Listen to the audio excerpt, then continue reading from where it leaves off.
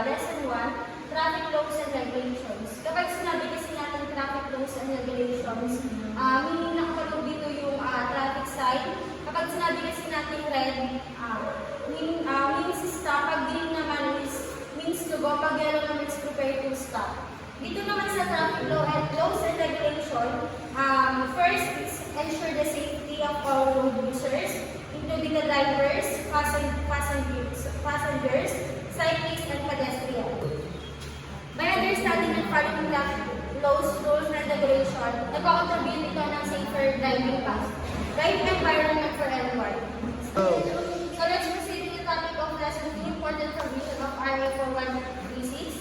Pag sinabi kasi natin na topic, 4136, also known as the Land Transportation and Traffic Codes. Lesson 2 is this provision are designed to ensure the safety of all users and efficiency and regulation of land transportation in the Philippines to maintain a road safety for road drivers and road users. Next is the lesson 3, registration of motor vehicles. Dito sa lesson 3, we have classification of registered motor vehicles like plate numbers. Siyempre sa plate number, dapat registration yung motor na nabili mo, and also motor vehicles are assigned with plate numbers. Second is dimension and medium. Third is geographical designation of plate numbers. Approximate year of issuance important din ito sa mga may motor. Like din sa schedule of registration. And also the restriction and condition, revocation and suspension, and the last is foreign drivers.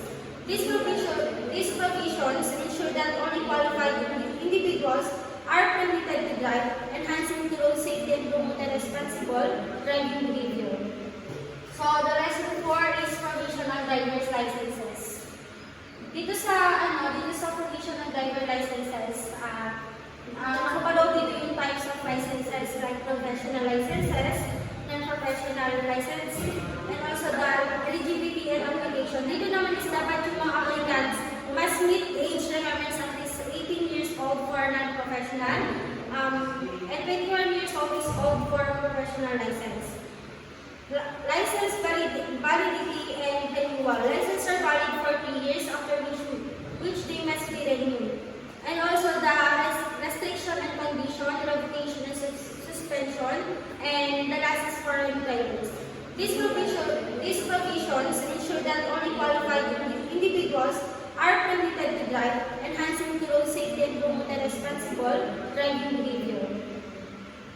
The last topic in chapter 3 is the lesson 5, basic general rules of road use and conduct. First is the right of way. Right of way is control the right of way to pedestrians closely within crosswalks, like emergency vehicles like ambulance and fire trucks. Second is speed limits. Speed limits should be adjusted according to the road condition, traffic, and weather. Third is traffic signals and signs. Fourth is overtaking and lane usage.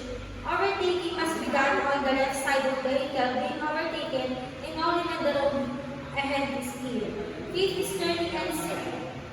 Dito sa lesson 5 is the rules are designed to promote safe, orderly, and efficient use of roads, reducing the risk of accident and ensuring smooth traffic flow.